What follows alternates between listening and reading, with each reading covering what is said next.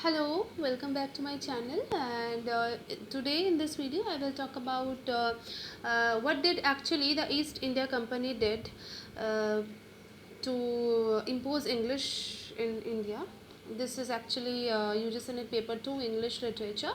The name of the module is English in India, and I will make a separate playlist naming English in India, and English in India may he all the subtopics or main topics of this English in India would be covered. Okay.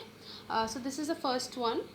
This is talking about what did the East India Company do to that is actually the contribution of East India Company to impose English in India. So basically what happened, see, there's a scenario where in the East India there was a East India Company, and there was a governor known as Warren Hastings, and when he was ruling, that the tenure of Warren Hastings was from 1772 to 1785, and the entire tenure may what he did, he actually banned the regulation of the Christian missionaries from 1770 from 1700 like actually 72 to 1813 1813 up to that this particular timeline में क्या हो रहा था, the Christian missionaries, they were not allowed to enter into India and to spread their ideas, that is to convert Indian people into Christianity, and then after religious conversion के बाद क्या हो जाएगा, westernized education या फिर British books, जो British literature है या फिर जो यूरोपियन लिटरेचर है, जो एंटायर उनका जो आइडियाज़ है वो पढ़े, तो उनका ये था. Because the Christian missionaries, these guys, they said that ki Indian people, they are very narrow minded people, and we cannot rule these uncivilized people, right? And they are very uncivilized, they are very savage, so it is it is worthless to rule these people. So we need to first give them educated properly, convert them into Christianity, and then we should educate them. Okay, westernized education, because Indian but what happened is Warren Hastings, as I said before, he was a governor of East India Company from 1772 to 1785, and during this tenure he actually did not let the Christian missionaries to regulate into India. Okay, and उसने वो क्या किया था, Warren Hastings actually favored Orientalism. Orientalism क्या होता है? Oriental learning. Oriental learning में ये कहा जाता है कि यानी कि जितने भी schools, colleges and university है, वहाँ पर क्या होगा, जो कि एंशियंट इंडियन लैंग्वेजेस थे तब के टाइम में, like for example Sanskrit, Urdu, Persian and all that. तो हाँ, तो ये सारे जो लैंग्वेजेस हैं, ये सारे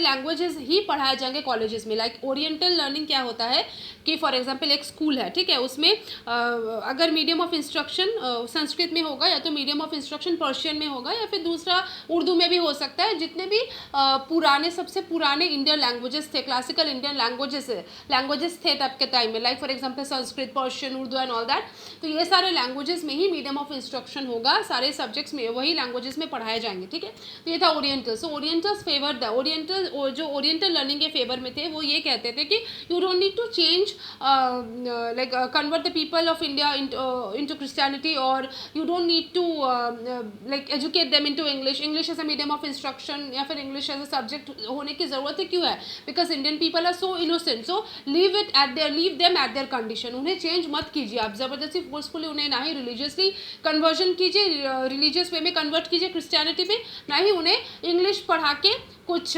महान करने की ज़रूरत है. कोई ज़रूरत नहीं, उन्हें उनके हाल में चेंज रहने दीजिए. ठीक है. और दूसरे हाथ में क्या था, क्रिश्चियन पीपल, क्रिश्चियन मिशनरीज कह सकते हैं Charles grant. Okay, CHARLES, Charles GRANT, grant. Charles Grant was actually he was actually the director of East India Company in 1792, and he was favored by, or he was supported by William Wilberforce, WILLIAM, William Wilberforce, WILBERFORT, William Wilberforce. And there was another person, Zachary Macaulay. He was the father, this Zachary Macaulay was the father of Lord Macaulay, I'm sorry.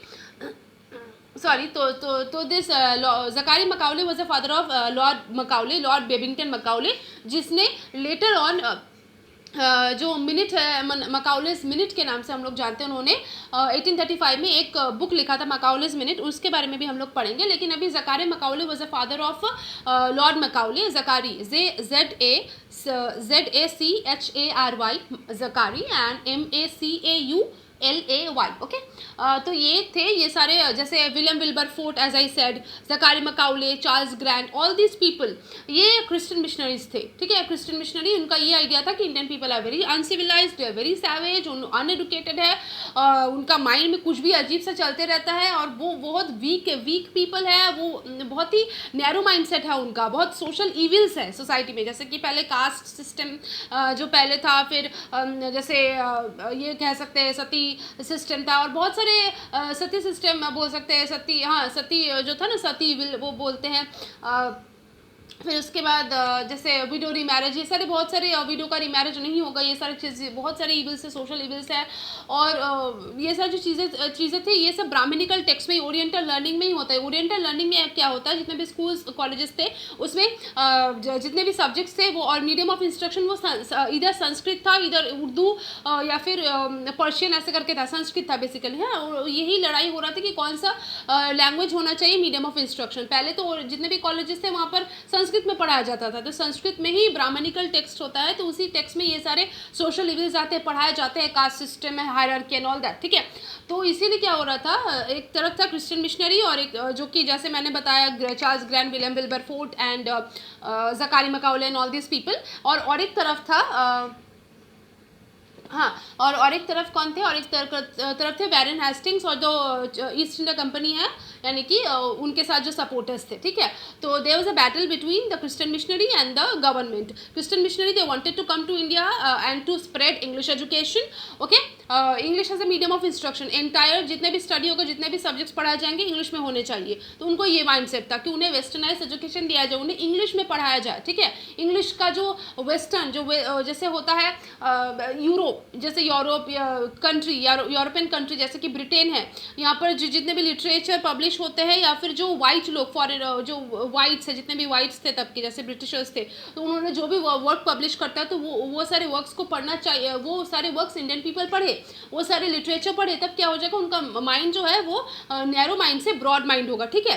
तो ये उनका ये था। और orientals, जैसे government ही चाहते थे oriental learning हो, यानी कि जो चल रहा है, जो Sanskrit medium of Sanskrit as a medium of instruction चल रहा है वही चले, इंडियंस को चेंज करने की ज़रूरत नहीं है। वेयर एज क्रिश्चियन मिशनरी सोचते थे इंडियंस को चेंज करने की बहुत ज़रूरत है, क्योंकि हम लोग अनसिविलाइज्ड पीपल को रूल नहीं कर सकते, we need to change their mindset, alright. तो यही था ईस्ट इंडिया कंपनी का contribution to bring English in India, to impose English in India basically. So there was a battle between the Christian missionary who wanted to come to India and to